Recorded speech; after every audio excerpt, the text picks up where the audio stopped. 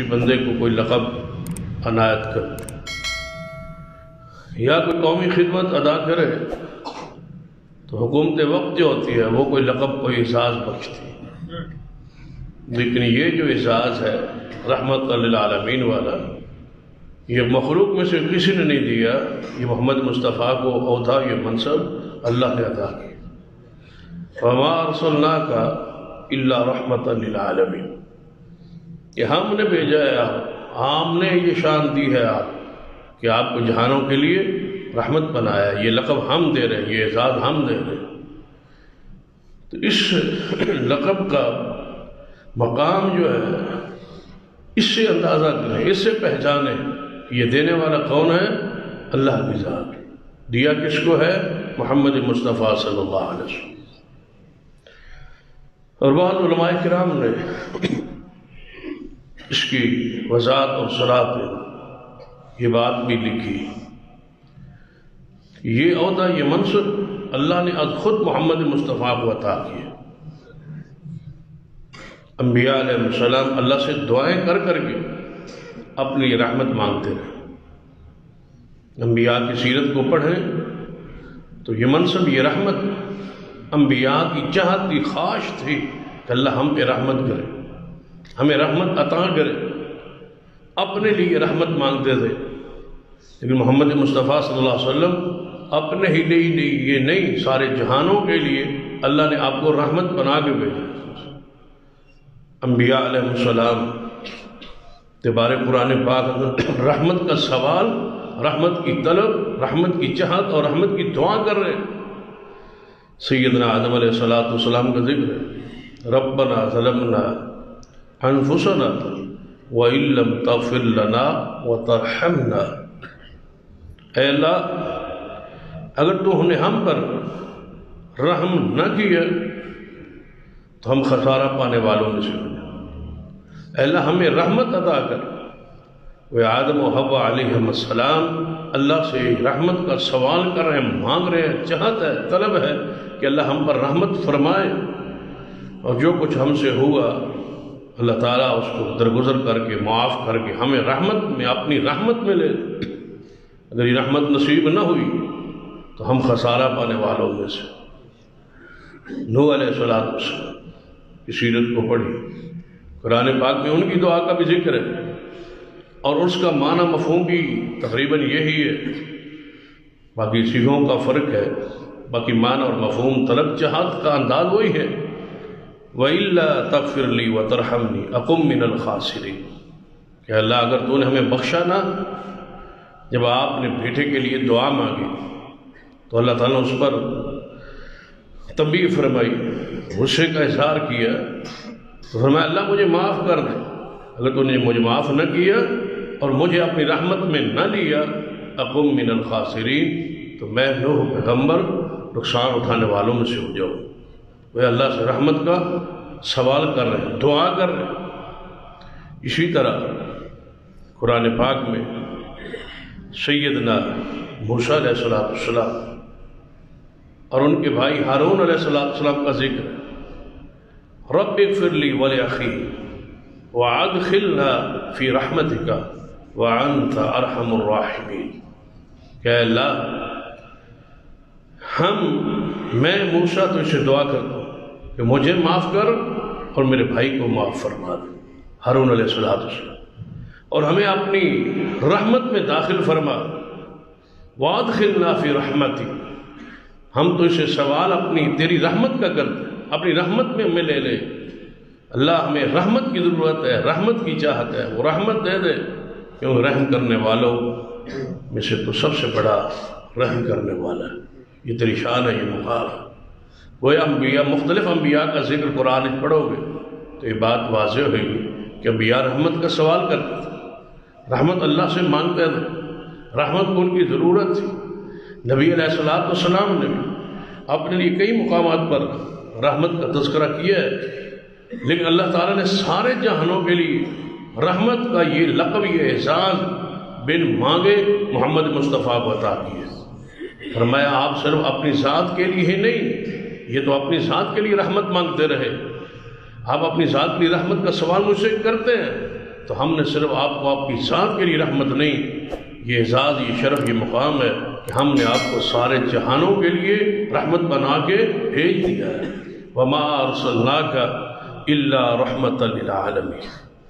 دیکھیے ایک اور انداز سے اس آیت مبارکہ پہ ذرا غور کیجیے کہ سرور کائنات محمد رسول اللہ صلی اللہ علیہ وسلم سے پہلے انبیاء علیہ السلام کا ذکر قرآن پاک اندر اور حدیث اندر موجود ہے۔ ہر نبی نے اپنی امت واسطے یقیناً خیرخواہی چاہی اور اللہ سے بہت ساری دعائیں مانگی، لیکن قوم نے نافرمانی کی انتہا کر دی۔ قوم دی سیرت کردار پڑھی۔ نبی علیہ السلام کا ہر نبی یہ چاہتا تھا کہ میری قوم مجھ پہ ایمان لائے، میری تابعداری کرے، میری فرم برداری کرے اور میری نافرمانی سے بچے۔ لیکن ایک دن ایک وقت ایسا ہے کہ یہی انبیاء علیہ السلام اللہ تعالیٰ سے دعا کر رہے ہیں اور اللہ تعالیٰ کے سامنے اظہار کر رہے ہیں اور اپنی امت سے بیزاری کا، برات کا اعلان کر رہے ہیں۔ قرآن پاک کے اندر ایسے واقعات اور ایسی آیات موجود ہیں۔ ابراہیم علیہ السلام کتنی بڑی شان ہے، کتنا بڑا رتبہ اور مقام ہے کہ جد الانبیاء ہے، توحید کے بادشاہ پیغمبر ہے، جن کی لڑی اور نسب سے ہزاروں انبیاء پیدا ہوئے، اتنے درجے پر ہے۔ لیکن ایک وقت آیا، فرماتے ہیں فمن تابعنی فإنہ منی، اے اللہ میری قوم وچ، میری امت وچ جس نے میری بات مانی ہے وہ میرا ہے، جس نے میری تابعداری کی ہے، اطاعت کی ہے، اتباع کی ہے، وہ میرا ہے۔ ومن عصانی، اور جس نے میری نافرمانی کی ہے، میری بات نہیں مانی، فإنک غفور رحیم، اس کا معاملہ تیرے ساتھ، وہ تیرے رحم و کرم پر ہے، وہ میں تیرے حوالے کرتا ہوں، میں ان کو لیے کچھ نہیں مانگتا، تو غفور رحیم ہے، معاف کرے تیری مرضی ہے، پکڑ لے تیری مرضی ہے، یہ تیری ذات پر ہے، میں ان کو تیرے حوالے کرتا ہوں، میرا ان سے کوئی تعلق نہیں۔ یہ کس کا تذکرہ ہے؟ ابراہیم علیہ السلام۔ عیسیٰ ابن مریم کو بولے، عیسیٰ ابن مریم کا ذکر قرآن پاک میں موجود ہے۔ فرماتے ہیں ان تعذبهم فإنهم عبادك وإن تغفر لهم فإنك أنت العزيز الحكيم۔ اے اللہ یہ میری قوم ہے، یہ میری قوم ہے جس نے میری نافرمانی کی اور میری بات کو نہ مانا، تو یا اللہ اب تیری مرضی، ان کو عذاب کر تیری مرضی، اور انہیں معاف کر تیری مرضی، تیرے بندے ہیں، جو تیرا دل چاہے وہ کر، عذاب دینا چاہے تو عذاب دے دے، معاف کرنا چاہے تو معاف کر دے، تو غالب ہے، تو حکیم ہے، جو تیرا فیصلہ ہے۔ یہ میری قوم، یہ میری امت حاضر ہے، عذاب دے تیری مرضی، معاف کر دے تیری مرضی۔ جب اس آیت پہ محمد مصطفیٰ پہنچے صلی اللہ علیہ وسلم، اب آپ کی رحمت کا اندازہ نہیں، جدوں اس آیت پہ رسول اللہ پہنچے، ان تعذبهم فإنهم عبادك وإن تغفر لهم فإنك أنت العزيز الحكيم، تو رسول اللہ رو پڑے، رو رہے ہیں حضور صلی اللہ علیہ وسلم۔ اس طرح جس طرح ہانڈی نو چولہے تے رکھیا جائے تو ہانڈی کھولتی ہے، رسول اللہ کا سینہ ایسا کھول رہا ہے، رو رہے ہیں اور بار بار پڑھی جا رہے ہیں فَإِن تُعَذِّبْهُمْ فَإِنَّهُمْ عِبَادُكَ، عذاب دے تو تیرے بندے، اور اگر معاف کرے تو تو حکمت والا ہے اور غالب ہے اس پر۔ اس آیت کو پڑھتے پڑھتے روتے جا رہے۔ صحیح مسلم میں حدیث ہے کہ رسول اللہ رو رہے، بار بار اس آیت کو پڑھ، یہ آیت زبان پر ہے اور ساتھ ساتھ رو رہے، تو اللہ تعالیٰ نے جبریل علیہ السلام کو بھیجا، کیا جبریل جاؤ اور میرے حبیب سے پوچھو کیوں رو رہے ہیں۔ اس باوجود اس کے وہ جانتا ہے کہ میرا حبیب کیوں رو رہا ہے، لیکن یہ ایک اعزاز ہے، یہ ایک شرف ہے، کسی کو حوصلہ دینے کا یہ انداز ہے کہ اپنے فرشتے کو بھیج کے ذرا پوچھتا ہے، ذرا پوچھو کیوں رو رہے ہیں۔ ایک ہوتا ہے بندے کو پتا ہوتا ہے، استاد کو یا باپ کو پتا ہوتا ہے بچہ کیوں رو رہا ہے، لیکن اس کے باوجود باپ یا استاد کسی شاگرد کو یا باپ کسی گھر کے فرد کو کہتا ہے ذرا اس سے پوچھو کیوں رو رہا ہے، وہ اسے حوصلہ دیتا ہے، اس کو اچھی بات سناتا ہے، اس کو اس طرف مائل کرنے کی کوشش کر، یہ رونا بند کر دے، ختم کر۔ تو اللہ تعالیٰ ایسے ہی عالم رہا ہے، جانتا ہے کہ میرا محبوب کیوں رو رہا ہے، لیکن پھر جبریل کو بھیجتا ہے کہ جاؤ پوچھو، محمد صلی اللہ علیہ وسلم سے سوال کرو کہ آپ کو کس چیز نے رلایا ہے، آپ کیوں رو رہے ہیں، کیا چاہتے ہیں آپ۔ تو نبی علیہ السلام کے پاس جبریل پہنچے تو آپ کی حالت کیا تھی، اور رفع یدیہ، ان تعذبهم فإنهم عبادک، یہ آیت بھی پڑھ رہے ہیں اور اپنے ہاتھوں کو بلند کر رہے ہیں، اور ساتھ کیا کر رہے ہیں، اللہم امتی، اللہم امتی، اے اللہ میری امت، میری امت، اے اللہ میری امت، میری امت۔ فبقا، اور روئے جا رہے ہیں۔ عیسیٰ ابن مریم فرما رہے ہیں یہ میری امت ہے، عذاب دے، معاف کر، تیرے حوالے۔ لیکن محمد مصطفیٰ صلی اللہ علیہ وسلم کیا فرما رہے ہیں، اللہ میری امت، میری امت، میری امت، اور روئے جا رہے ہیں۔ اور قربان جائے اس امت پر جس نے نافرمانی کی انتہا کر دی۔ نبی علیہ السلام رو رہے ہیں، آپ آئے نہیں تھے، ہم پیدا نہیں ہوئے تھے، آپ رو رہے تھے، کس کے لیے، ہمارے لیے۔ اصل میں تو شفقت، مہربانی اور رحمت کی انتہا ہے کہ امت ابھی وہ آئی نہیں جس نے گناہوں کی انبار لگانے ہیں۔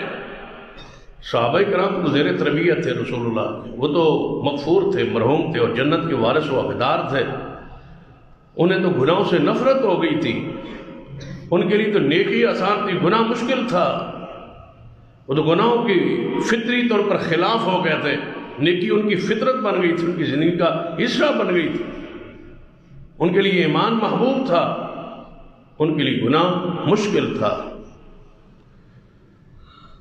رو کس لیے رہے، ہمارے لیے جو گناہ گار آئے نہیں، رو ان لیے رہے محمد مصطفیٰ صلی اللہ علیہ وسلم۔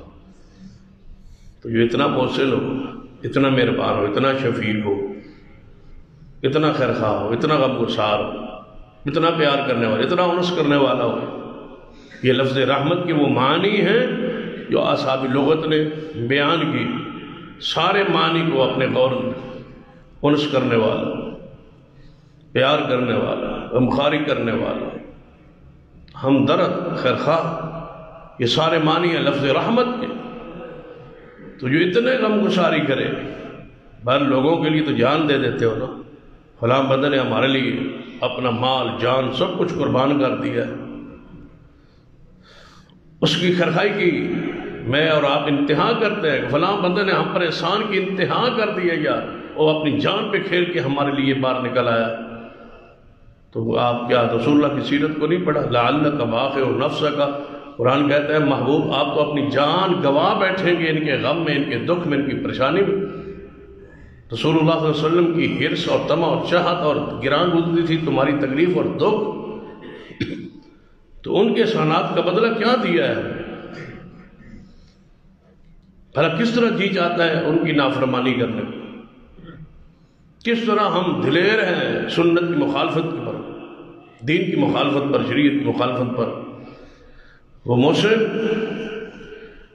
وہ رحمت للعالمین، وہ سارے جہنم کے جو رحمت بن کے آئے تھے، ان کی حالت کیفیت اور ان کی خیرخواہی دیکھیں۔ النبی اولیٰ بالمؤمنین من انفسہم، آپ اپنی جانوں کے اتنے خیرخواہ نہیں جتنے محمد مصطفیٰ اپنی امت کے خیرخواہ صلی اللہ علیہ وسلم۔ قرآن پاک نے ان کی خیرخواہی کا ذکر کیا ہے کہ تم اپنی جانوں کے وہ خیرخواہی نہیں کر سکتے جو محمد مصطفیٰ صلی اللہ علیہ وسلم نے آپ کی خیرخواہی کی۔ انبیاء کیا کہہ رہے ہیں؟ ان تعذبہم فإنہم عبادک، عذاب دے تیری مرضی، معاف کر تیری مرضی۔ محمد مصطفیٰ کیا فرما رہے؟ اس آیت کو پڑھ کے روئے جا رہے ہیں اور کہہ رہے نہیں نہیں اے اللہ میری امت میری امت۔ جبریل آئے، ما یبکیکا، اے اللہ کے رسول آپ کیوں رو رہے ہیں؟ کس نے رلایا ہے آپ؟ کیوں رو رہے ہیں آپ؟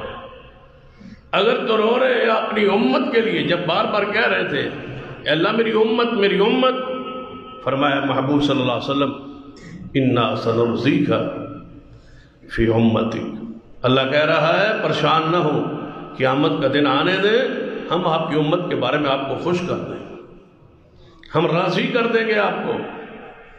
اور کتنا راضی کریں گے؟ وَلَسَوْفَ يُعْطِيكَ رَبُّكَ فَتَرْضَىٰ، اتنا دیں گے، اتنی عنایت کریں گے، اتنی معافی دیں گے، اتنی رحمت کریں گے کہ آپ قیامت والے دن خوش ہو جائے۔ ہم راضی کریں گے، آپ کو خوش کریں گے، امت کے حوالے سے پریشان نہ ہوں، ہماری رحمت وسیع ہے، ہم آپ کو خوش کر دیں گے اے محمد صلی اللہ علیہ وسلم۔ آپ نے امت کو کب بھولا ہے؟ کوئی ایک موقع بتا دیں جہاں امت کی دکھ اور تکلیف کا ذکر ہو اور نبی علیہ السلام نے امت کے لیے کوئی آسانی اور رحمت آسائش نہ کی۔ جب بھی آپ کو دو چیزوں کا اختیار دیا گیا حدیث میں ہے تو آپ نے دونوں میں سے ایک وہ پہلو ہی لیا جس میں امت کے لیے آسانی تھی۔ جہاں مشکل ہوتی رسول اللہ فرماتے نہیں میں یہ لیتا ہوں میں یہ لیتا ہوں، آسانی تلاش کرتے تھے امت کے لیے۔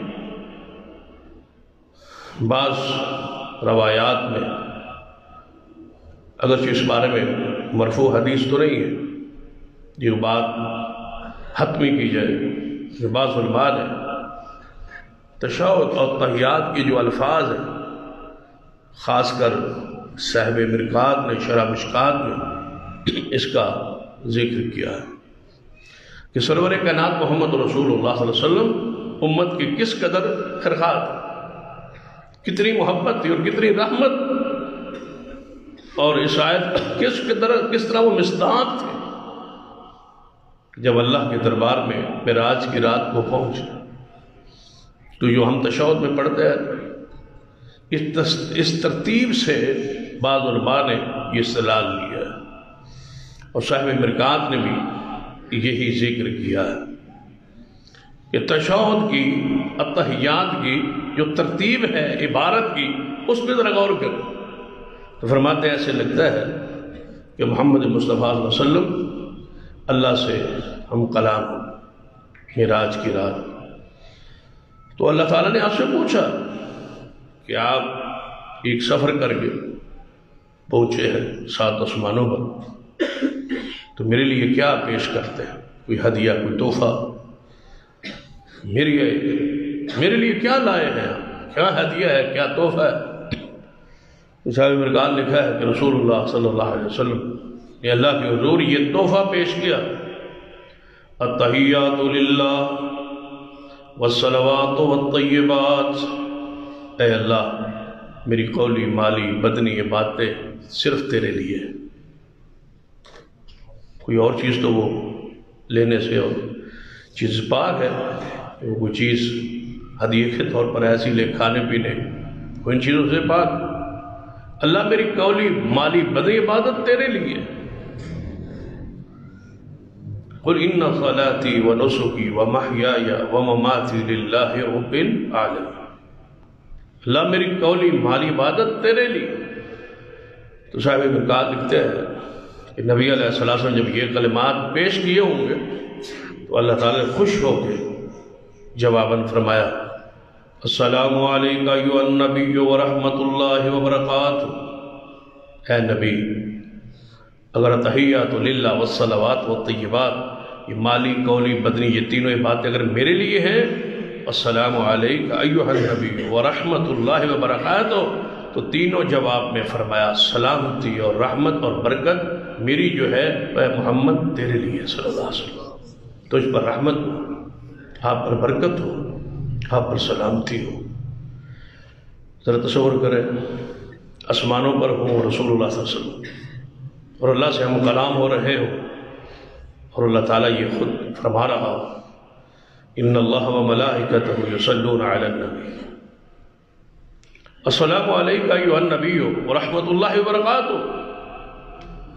تو کیا رسول اللہ صلی اللہ علیہ وسلم سن کے کہ مجھ پر سلامتی، مجھ پر رحمت اور برکت، یہ میرے لیے تو مل گیا، میرا انعام تو مل گیا، مجھے تحفہ تو مل گیا، میری تو رحمت اور شان کی بلندی کی انتہا ہو گئی ہے کہ اللہ خود کہہ رہا ہے میری رحمت برکت سلامتی تمہارے لیے۔ چاہیے تھا یہاں خاموش رہتے، لیکن پھر حضور گویا ہو کیا فرمایا؟ السلام علینا، یا اللہ میری امت اس سلامتی میں، اس رحمت اور برکت کی برکھا میں میری امت شامل ہونی چاہیے۔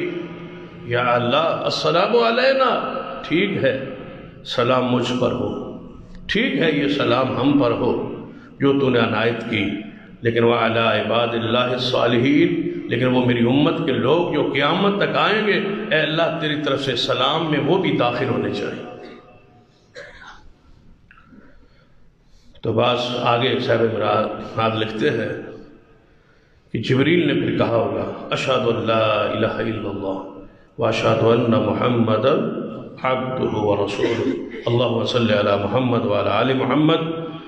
تو ایسے لگتا ہے کہ اللہ نے معراج کی اس گفتگو کو نماز کا حصہ بنا دیا، کیوں معراج کی رات ہی یہ اللہ نے عنایت کی نماز کی، اور وہی الفاظ، وہی جو حضور اور رب کے درمیان ہم کلامی ہوئی، جو گفتگو ہوئی، جو سلام دعا ہوئی، اس کو اللہ نے نماز کا ایک حصہ بنا دی۔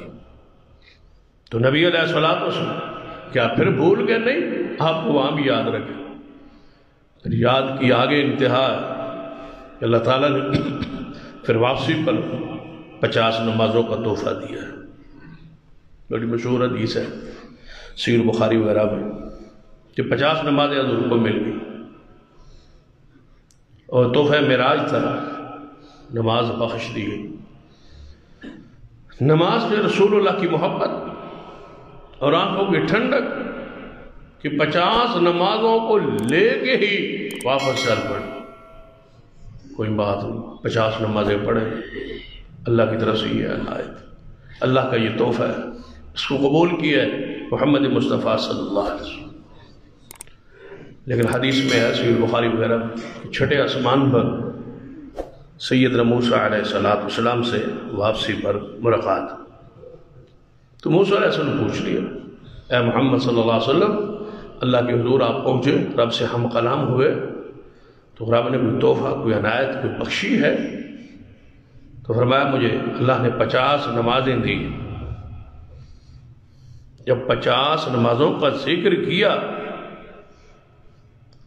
تو کیا فرمایا موسیٰ علیہ السلام فَإِنَّ أُمَّتَكَ لَا تُطِيقُ، اے محمد صلی اللہ علیہ وسلم آپ کی امت میں طاقت نہیں ہے، آپ کی امت پر یہ بوجھ ہے، آپ کی امت پر یہ وزن ہے، آپ کی امت نہیں پڑھ سکے گی، اور طاقت کی امت اس کی استطاعت نہیں رکھتی۔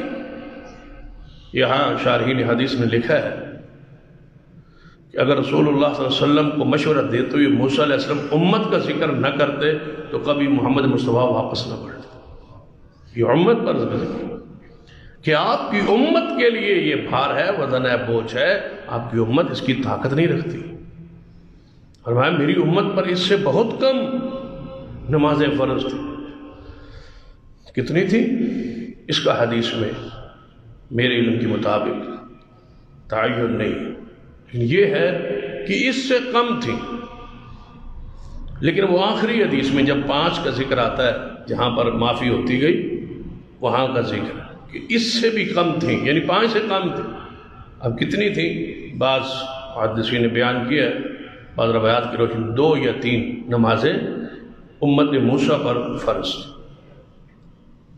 تو نبی علیہ السلام جب امت کا لفظ سنا، یہ ہے اس آیت کی تعبیر و تفسیر وَمَا أَرْسَلْنَاكَ إِلَّا رَحْمَةً لِلْعَالَمِينَ۔ آپ واپس پہنچے، اللہ نے پوچھا محبوب کیا مسئلہ ہے، کیا بات ہے؟ فرمایا یا اللہ یہ جو آپ نے تحفہ دیا، عنایت دی، یہ میری امت پر بھار ہے، وزن ہے، بوجھ ہے، میری امت نہیں پڑھ سکتی، میری امت میں اتنی طاقت نہیں ہے۔ تو نبی علیہ السلام فرماتے ہیں جب میں نے اللہ کے سامنے یہ پیش کیا، بعض روایات میں 5 کا ذکر ہے اور بعض روایات میں 10 کا، تو اللہ تعالیٰ نے فرمایا چلو 10 کو ہم معاف کر دیتے۔ تو رسول اللہ صلی اللہ علیہ وسلم 40 نمازوں کو لے کے واپس پلٹے، پھر چھٹے آسمان پر موسیٰ علیہ السلام فرمایا سناؤ کیا ہوا؟ فرمایا اللہ نے 10 کی تخفیف فرما دی ہے۔ فرمایا نہیں، تمہاری امت 40 نہیں پڑھ سکے۔ یہ تو نا فلاں کی بددختی بندے رگ پر ہاتھ رکھتا ہے تو بندہ پھر محسوس کرتا ہے، تڑپ ہوتی ہے۔ تو موسیٰ علیہ السلام بار بار ذکر کس کا کیا؟ امت کا، اور یہی حضور علیہ السلام کی محبت تھی اور یہی رحمت تھی۔ آپ نے فرمایا ٹھیک، پھر واپس چلتے، پھر گئے تو 10 اور معافی ملی۔ موسیٰ علیہ السلام فرماتے رہے، آپ واپس جاتے رہے۔ اور بعض جو محبت کرنے والے ہیں، جو احادیث سے اللہ اور اس کے رسول کی محبت کے تذکرے کرتے ہیں، نکالتے ہیں، وہ فرماتے ہیں کہ رسول اللہ بھی یہی چاہتے تھے اور اللہ تعالیٰ بھی یہی چاہتا تھا کہ محمد بار بار آتا رہے اور یہ تخفیف کی درخواست کرتا رہے، اور میں عنایت محمد مصطفیٰ بھی کرتا رہوں۔ رسول اللہ جاتے رہے، اللہ سے تخفیف کی درخواست و دعا کرتے رہے، تو اللہ تعالیٰ نے آخر پہ 5 نمازیں رکھی کہ آپ اور آپ کی امت 5 نمازیں پڑھیں۔ جب موسیٰ علیہ السلام کے پاس گزرے، پھر سوال ہوا کیا ہوا اے محمد صلی اللہ علیہ وسلم؟ فرمایا اللہ تعالیٰ نے 45 تو معاف کر دی ہیں، اب تو 5 رہ گئی۔ موسیٰ علیہ السلام نے فرمایا محمد صلی اللہ علیہ وسلم میری امت پر اس سے کم تھیں اور وہ نہیں پڑھتی تھی۔ آپ کی امت 5 نمازیں نہیں پڑھ سکے گی، یہ زیادہ ہے، آپ کی امت میں یہ طاقت نہیں ہے کہ وہ 5 نمازیں پڑھیں۔ سچ کہا تھا نا موسیٰ علیہ السلام، یہی حالت ہے ہماری، یہی کیفیت ہے ہماری۔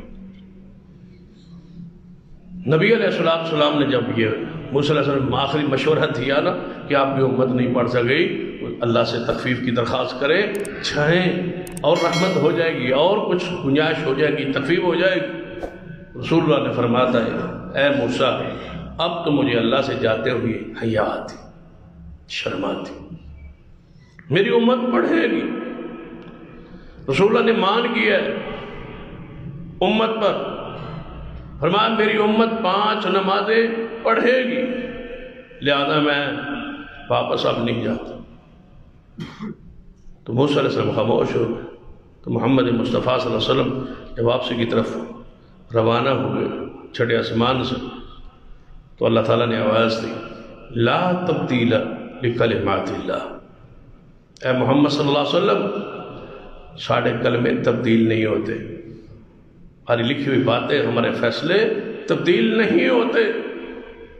کیا مانا کہ وہ 50 ہی ہے، ہم نے 50 لکھی ہیں نمازیں کہ آپ کی امت پر 50 نمازیں ہیں، یہ فرض ہے، یہ طے ہو چکا ہے، یہ لکھا جا چکا ہے، یہ اللہ کا فیصلہ ہے، یہ اللہ کا کلمہ ہے، اس کے کلمے تبدیل نہیں ہوتے، 50 ہی ہیں 50۔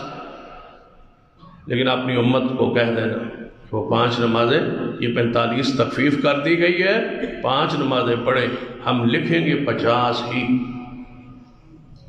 ہمارے ہاں یہی فیصلہ ہے، یہ صرف تخفیف ہے۔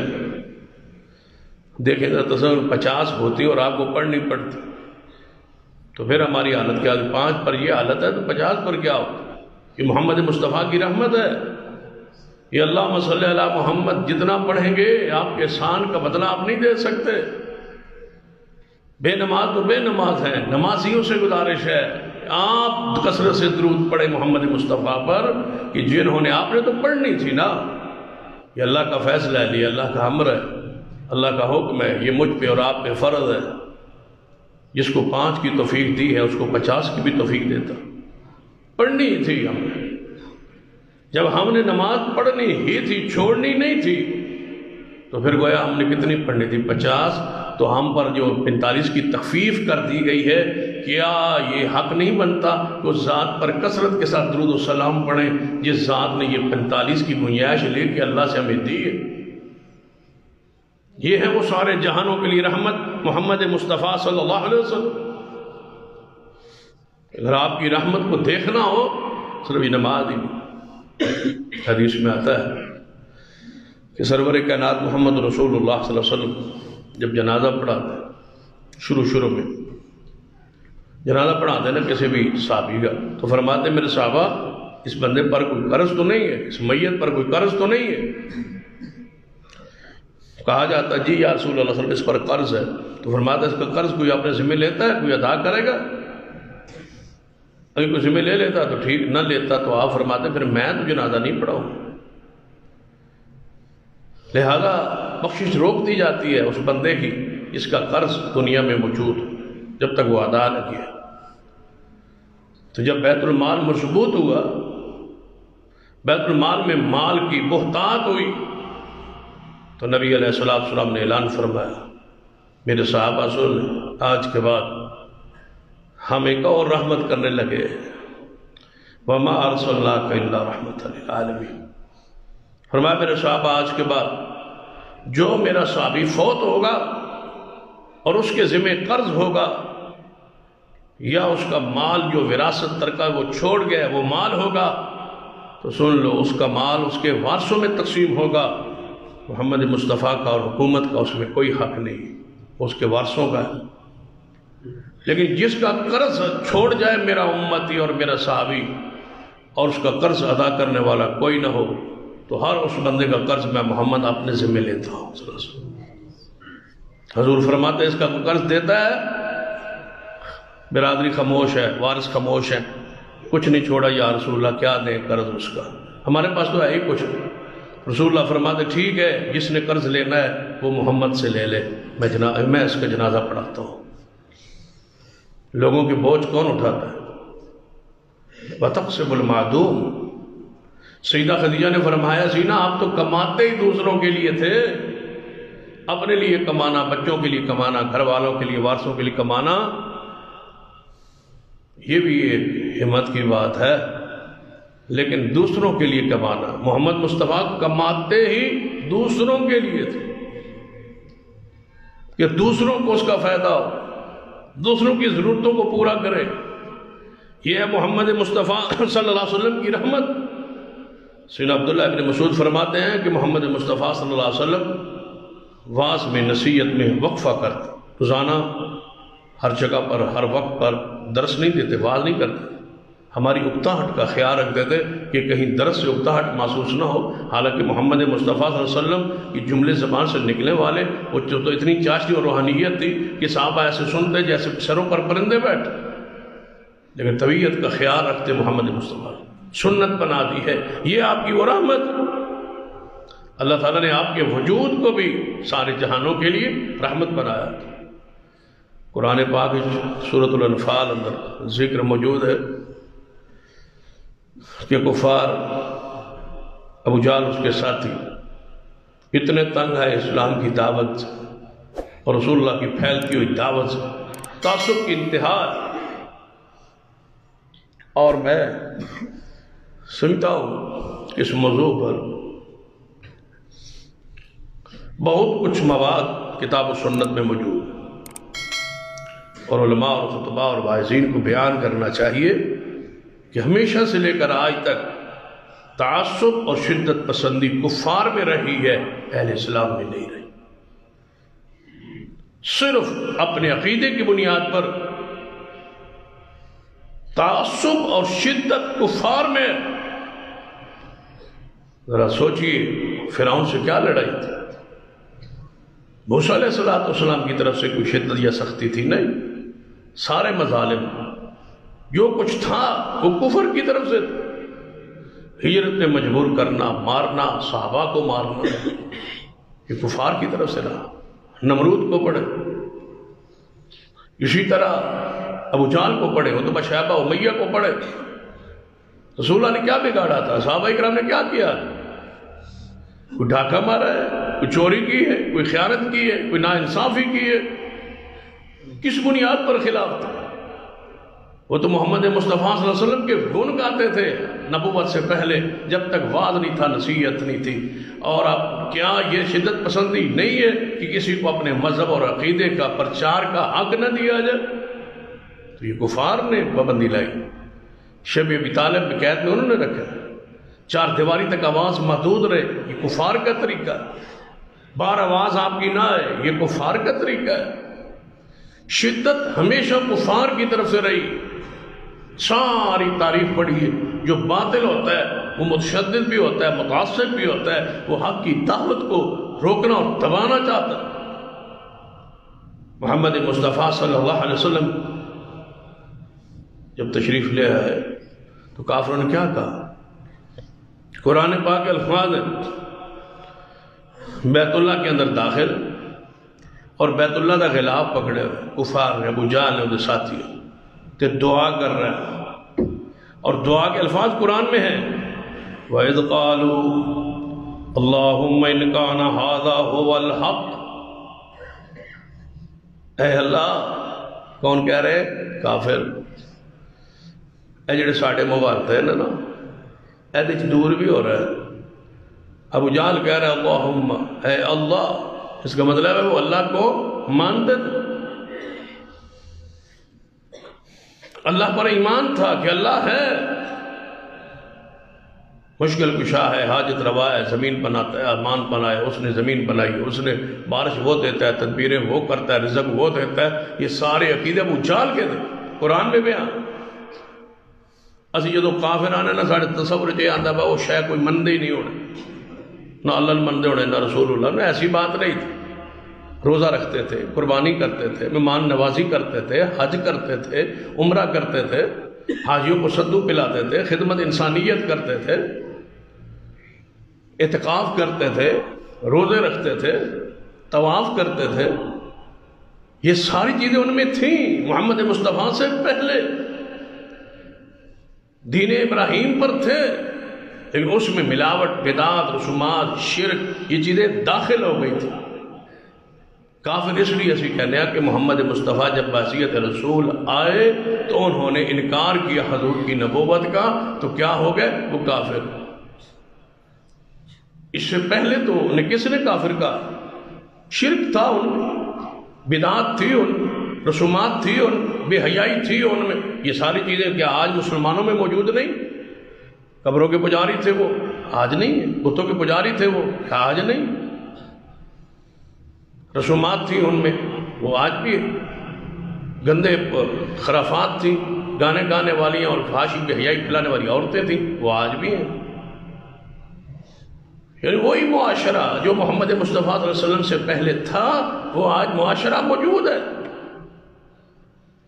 وہ اللہم سے دعا کر رہے ابو جہل، اور ہے کہاں؟ قرآن میں، سورۃ الانفال میں، آیت نمبر 32 ہے، پڑھیں جا کے قرآن۔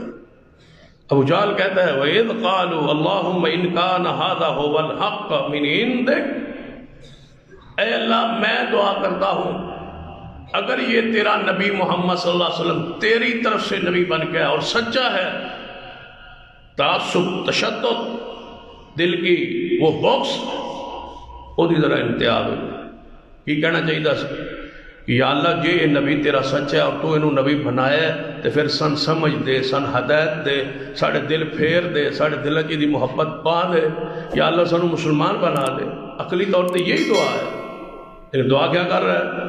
اے اللہ اگر یہ محمد صلی اللہ علیہ وسلم سچا ہے، فَامْطِرْ عَلَيْنَا حِجَارَةً مِّنَ السَّمَاءِ، ساڑھے ہوتے اسمان تو پتھر دی بارش پا دے، اویتنا بعذاب علیم، یا کوئی دردناک عذاب دے، سن عبرت پڑھا دے۔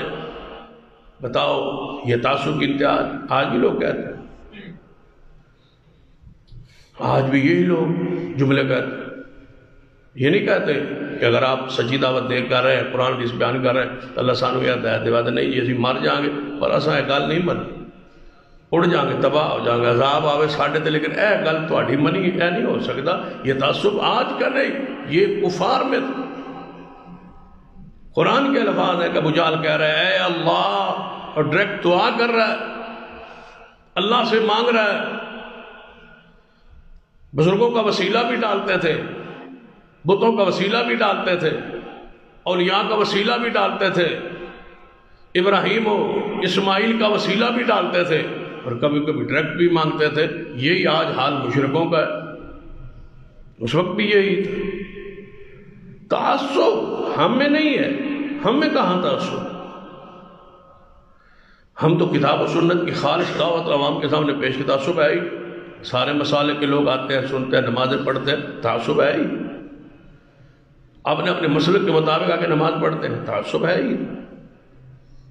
دوسری مسجد میں آپ جا کے دکھائیں، اونچی آمین کہیں، پیر سے پیر جوڑے، میں دیکھتا ہوں آپ کو بھلا کیسے دو نمازوں میں برداشت کیا جاتا ہے۔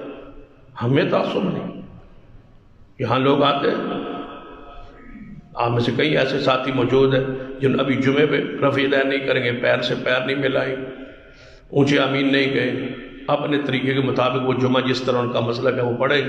کبھی ہم نے روکا ہے؟ ناراض ہوئے؟ نہیں۔ یہ 5-7 بندے دوسری مسجد میں جا کے پہلی صف میں کھڑے ہو کے آمین کہے گا، پھر میں دیکھتا ہوں آپ واپس کیسے آتے ہیں۔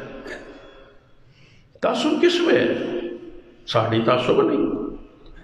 شروع سے لے کر آدم علیہ السلام سے لے کر نوح علیہ السلام سے لے کر ابراہیم علیہ السلام سے لے کر انبیاء کی سیرت کو پڑھے، پھر صحابہ اکرام کی سیرت کو پڑھے، آج تک آئے، تعصب اہل حق میں رہا ہی نہیں، ہے ہی۔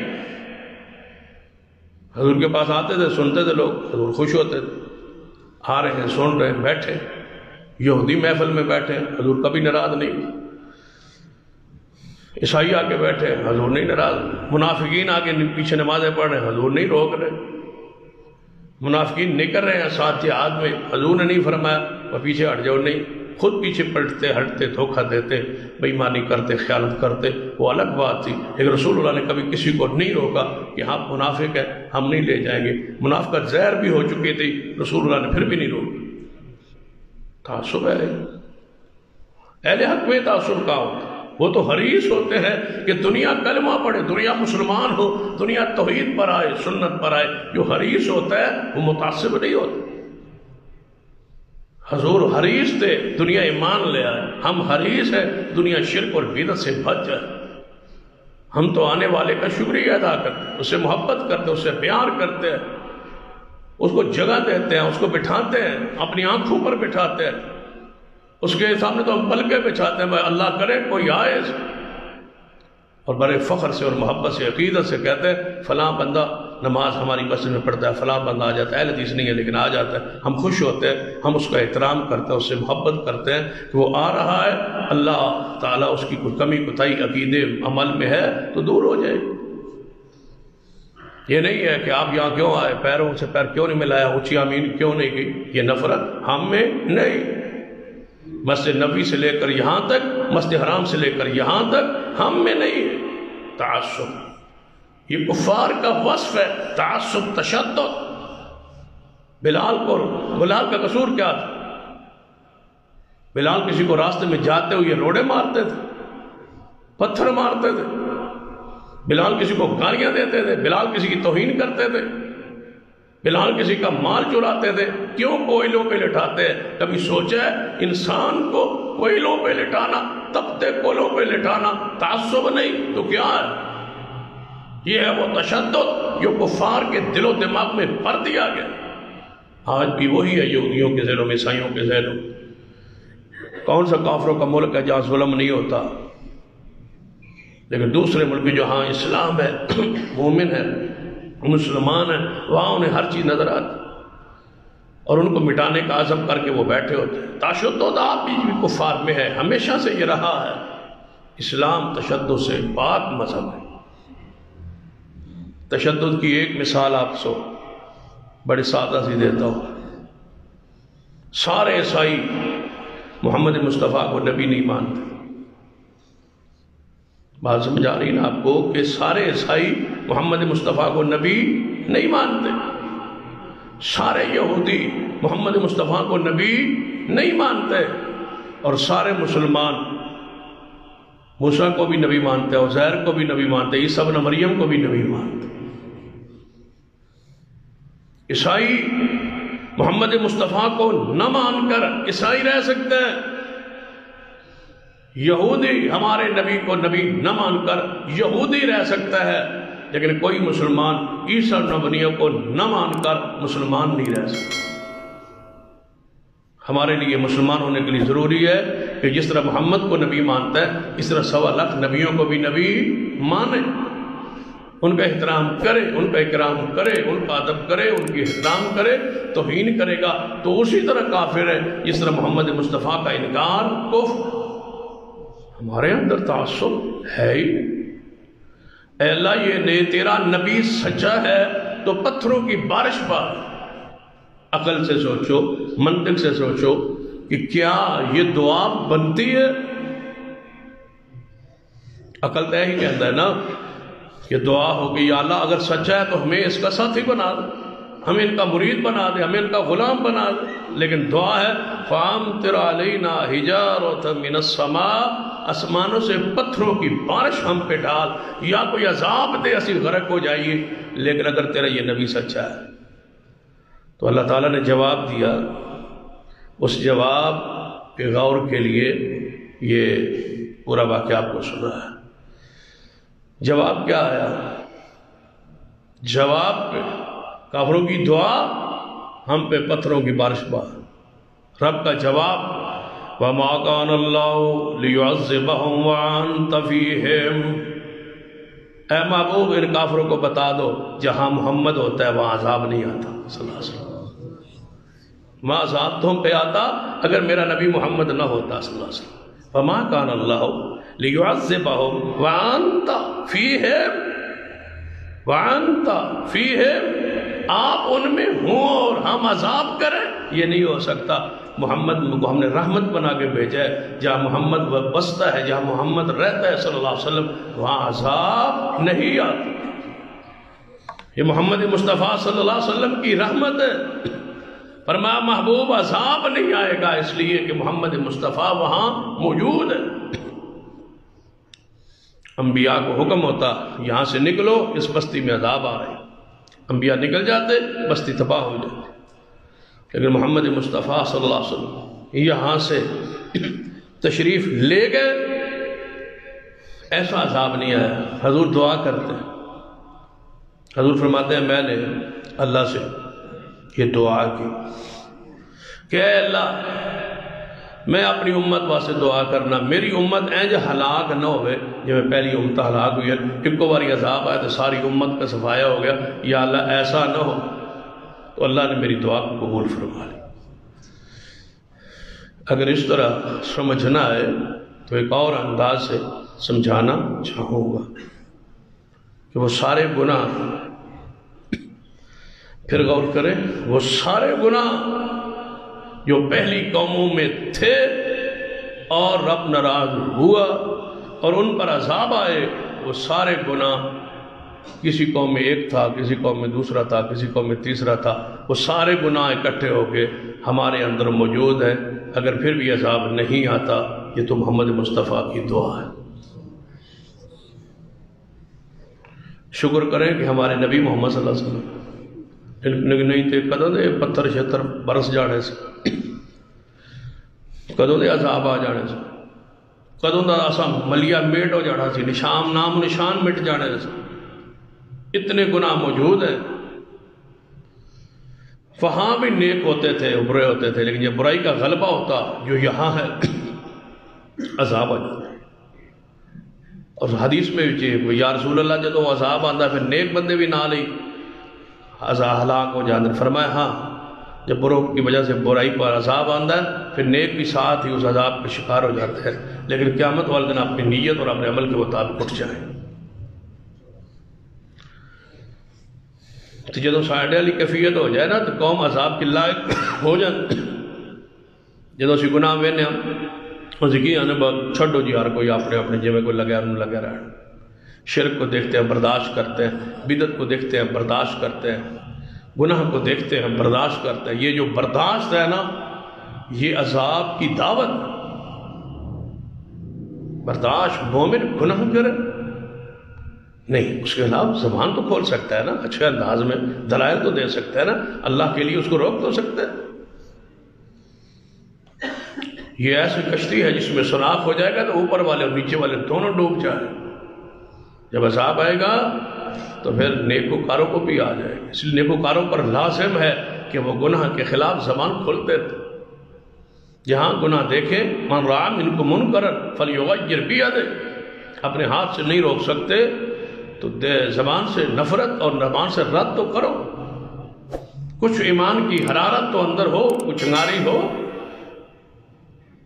سنیے سرور کائنات محمد رسول اللہ صلی اللہ علیہ وسلم کتنے رحمت پڑھ کے دیکھ ذرا. وہ حدیث بخاری ہے، مکہ مکرمہ ہے، رسول اللہ ہجرت کر کے مدینہ طیبہ تشریف لے گئے تو مکہ میں قحط پڑ گئی، بارش نہ ہو، جس طرح آج ہم قحط سالی کا شکار ہیں.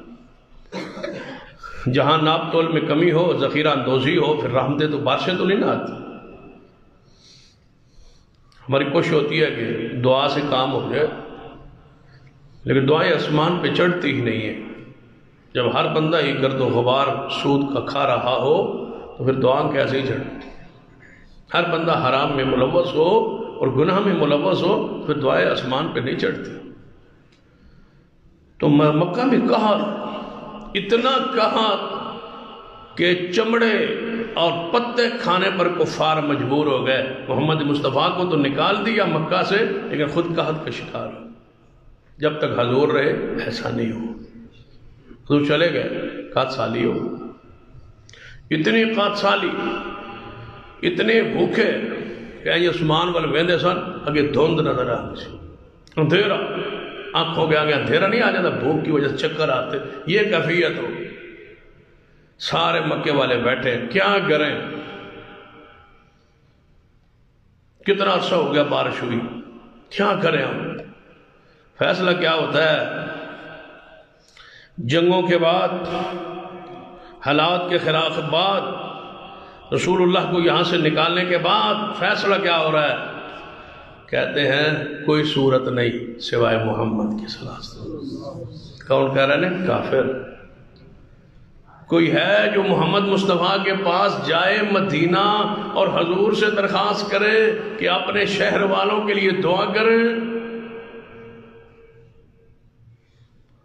تو سیدنا ابو سفیان رضی اللہ تعالی عنہ، جو حضور کے سسر بھی ہیں، امیر معاویہ کے باپ ہیں رضی اللہ تعالی عنہ، کفار کے اس وقت سردار تھے،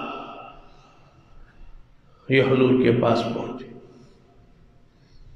عرض کی یا رسول اللہ صلی اللہ علیہ وسلم، اے محمد صلی اللہ علیہ وسلم، آپ کی قوم، آپ کا قبیلہ، آپ کے خون، آپ کے رشتہ دار بھوک سے مر رہے، لہذا دعا کیجئے کہ اللہ ہم پر بارش پا دے. اب کیا چاہیے تھا؟ حضور کیا فرماتے؟ بھائی آپ نے وہاں سے ہمیں نکالا، بلال کو کوئلوں پہ لٹایا، یہ دکھ اور تکلیفیں دیں، آج تم آ گئے ہو ہم سے دعا کروانے اور ہم دعا کریں؟ نہیں، ایسا نہیں. اس کو کہتے ہیں وَمَا أَرْسَلْنَاكَ إِلَّا رَحْمَةً لِلْعَالَمِينَ. ہم تو کسی کے اپنے خلاف کوئی جملہ سنے نا، فلاں بندہ توڑے بارے ہیں کہہ رہے ہیں مجال ہے، واسطے دعا نکل جائے. یعنی ہم تو دل میں نفرت پالتے ہیں، بغض پالتے ہیں، گناہ پالتے ہیں. غیبت کی اور چغلی کی عادت اور وتیرہ بن گیا، اور یہ منہ کا گند ہوتا ہے اور پیپ ہوتی ہے، جتنی مرضی اس کو کھاتے جائے نگلتے جائے. چغلی کیا ہے؟ گناہوں کی، اور یہ تمہارے منہ کی پیپ ہے، یہ منہ کی غلاظت ہے. جتنی آپ نکال لیں، کسی کے خلاف بولتے رہے، اس کے درجات بڑھتے گئے، اس کے گناہ معاف ہوتے گئے، اور تمہارے گناہ لکھے جا رہے. بڑی اچھی سوچ ہے آپ کی. محدثین سے ایسے واقعات موجود ہیں جہاں کوئی کہتا نا فلاں بندہ تو برا کہہ رہے، کہتا ٹھیک ہے ساڑھے کو ٹائم ہی نہیں گناہ دی معافی منگنے دا، وہ دے بدلے اللہ گناہ معاف کی تھی جانا. اس کو بکرے دو جو بکتا ہے، کہتا ہے کہنے رہے. اور سب سے بہترین طریقہ یہی ہوتا ہے اور بڑا عظمودہ طریقہ ہے. جو آپ کے خلاف کہتا ہے اس کو کہنے دو، سنتے جاؤ، مسکراتے جاؤ اور اس کے لیے دعا کرتے جاؤ. اللہ آپ کو کبھی رسوا نہیں کرے. جدو بہ جاؤ گے نا، اچھا اس نے میرے خلاف کی تھی، میں نہیں جانتا انہوں، پھر تسی بہ جاؤ، تسی پھر شروع کر دو. پھر اللہ درمیان سے کہتا ہے بھائی ٹھیک ہے بھائی تسی جانو تو یہ جانے دو. وہ آپ کے خلاف، آپ اس کے خلاف. عرض سرائی، فوج گفتگو، گندی گفتگو، لڑائی جھگڑا فساد، تم سنتے جاؤ ہنستے جاؤ اور دل میں کہہ دو یا اللہ اسے ہدایت دے۔ عبد الرحمن ابن عوف کے بارے آندہ نا کہ بندے نے آگے گیا کہ فلاں بندہ آپ کو ایسے کہہ رہا تھا، فرمایا اچھا میں ایسے ہوں؟ تو کیا فرمایا یا اللہ وہ فلاں بندہ میں نے انج کہہ رہا ہے، میں سنے ہوں میں نے انج کہہ رہا ہے، جی اے میں انج جاتے اللہ میں نے معاف کر دے، میں نے صحیح کر دے، تو جی میں انج نہیں جی میں وہ کہہ رہا ہے تو یا اللہ میرے بھائی غلط فہمی لگ گئی ہے، اللہ انہوں ہدایت دے۔ کیسی پر رحمت دعا ہے، برکت دعا۔ آپ کبھی کسی سے الجھنا نہ، جواب میں وہ کہہ رہا ہے یہ کہہ رہا ہے وہ نہ الجھے، اپنا کام کرتے جائیں، آگے بڑھتے جائیں۔ کیا رسول اللہ صلی اللہ علیہ وسلم کے خلاف باتیں نہیں ہوئی، اجلاس نہیں ہوئی، مشافتیں نہیں ہوئی، کفار کے بھی ہوئی؟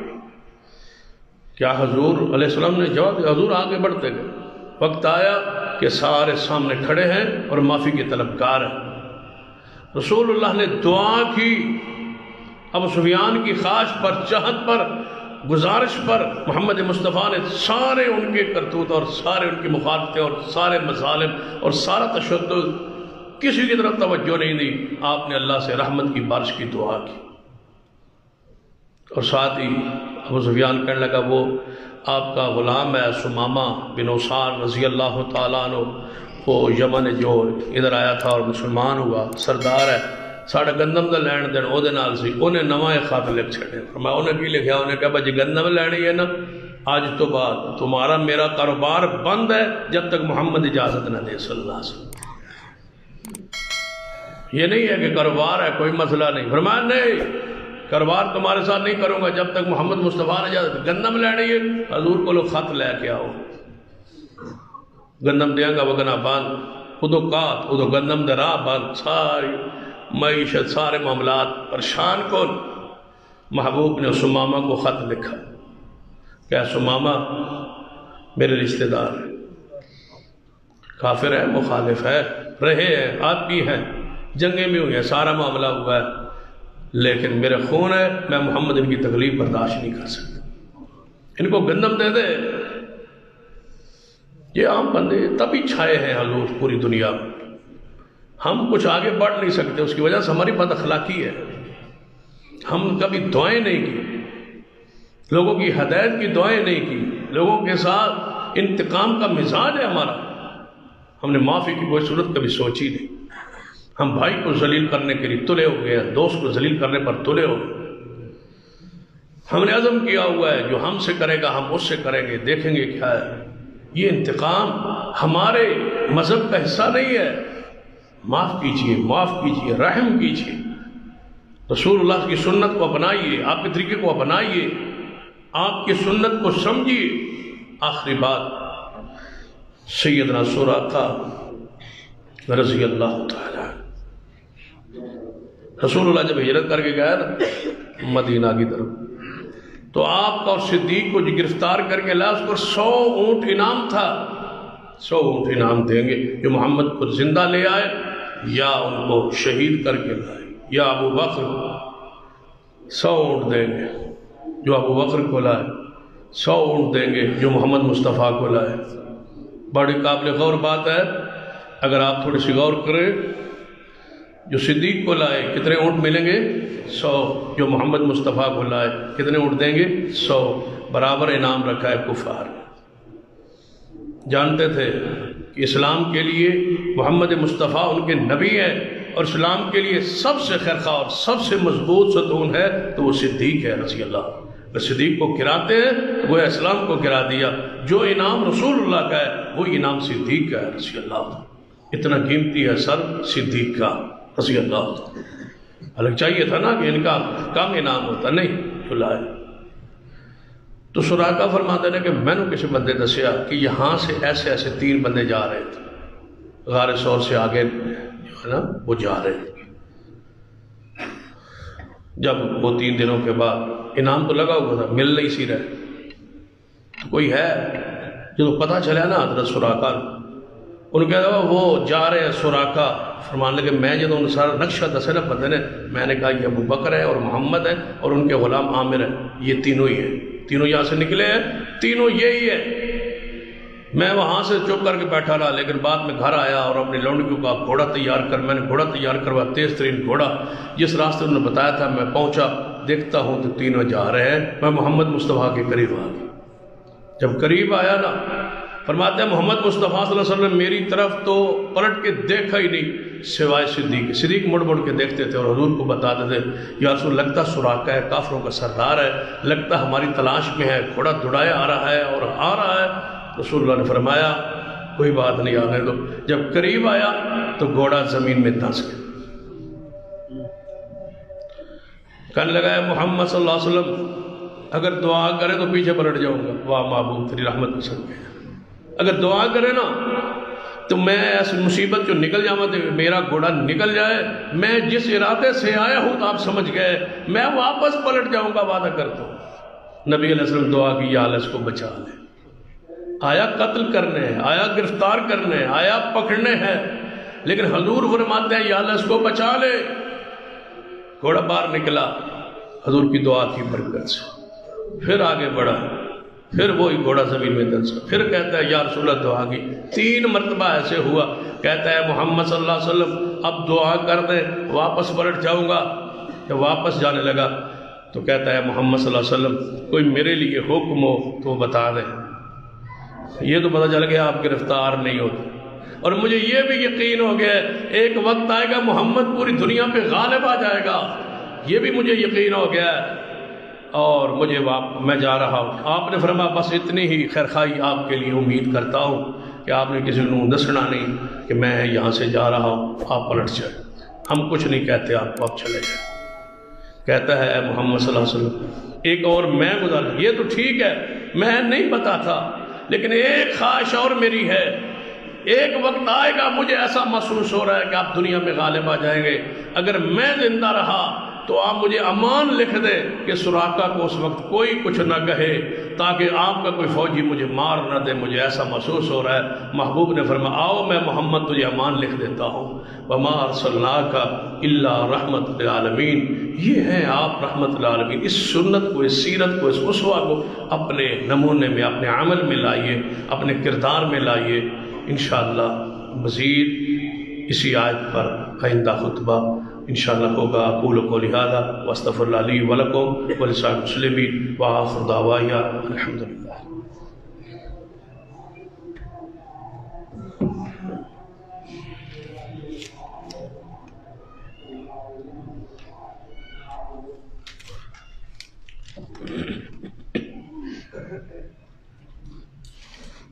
ذرا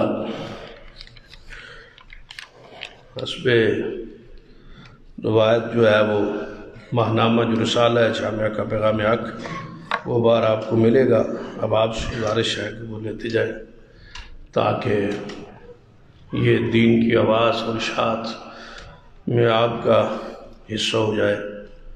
ان الحمد للہ نحمدہ ونستعینہ ونستغفرہ ونعوذ باللہ من شرور انفسنا ومن سیئات اعمالنا، من يهد الله فلا مضل له ومن يضلل فلا هادي له، اشهد ان لا اله الا الله وحده لا شريك له واشهد ان محمدا عبده ورسوله، اما بعد فان خير الحديث كتاب الله وخير الهدي هدي محمد صلى الله عليه وسلم وشر الامور محدثاتها وكل محدثة بدعة وكل بدعة ضلالة، اما بعد فاعوذ بالله من الشيطان الرجيم، بسم الله الرحمن الرحيم، والعصر ان الانسان لفی خسر الا الذين آمنوا وعملوا الصالحات وتواصوا بالحق وتواصوا بالصبر، ربنا اغفر لنا ولاخواننا الذين سبقونا بالايمان ولا تجعل في قلوبنا غلا للذين آمنوا ربنا انك رؤوف رحيم، اللهم اشف مرضانا ومرضى المسلمين، اللهم رب هذا الباس رب الناس واشف انت شافي لا شفاء الا شفاءك شفاء لا يغادر سقما،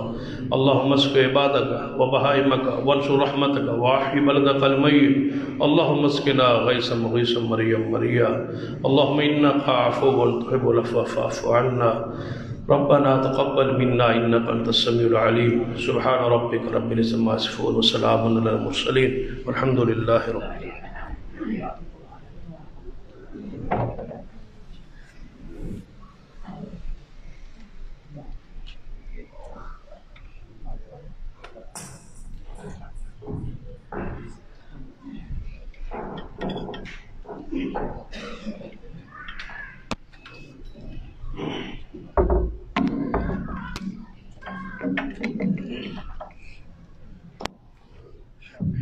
الله أكبر الله أكبر أشهد أن لا إله إلا الله أشهد أن محمدا رسول الله حي على الصلاة حي على الفلاح قد قامت الصلاة قد قامت الصلاة الله أكبر لا إله إلا الله.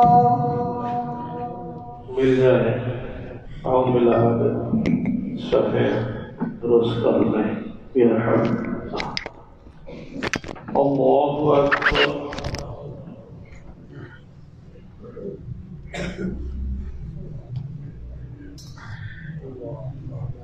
الله أكبر.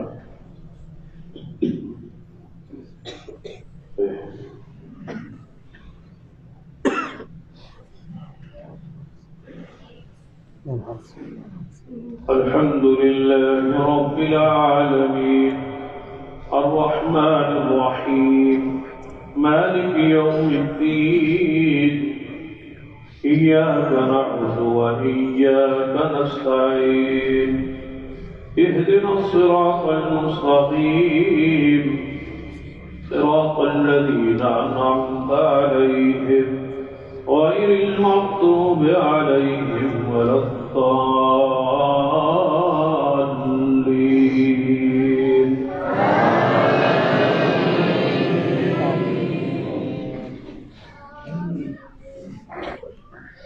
سبح اسم ربك الأعلى الذي خلق فسوى والذي قدر فهدى والذي أخرج المرعى وجعله غثاء نحوا سنقرئك فلا تنسى إلا ما شاء الله إنه يعلم الجهر وما يخفى ونيسرك لليسرى فذكر إن نفعت الذكرى سيذكر من يخشى ويتجنبها الأشقى الذي يصلى النار الكبرى ثم لا يموت فيها ولا يحيا قد أفلح من تزكى وذكر اسم ربه فصلى بل تؤثرون الحياة الدنيا والآخرة خير وأبقى إن هذا لفي الصحف الأولى صحف إبراهيم وموسى. الله أكبر.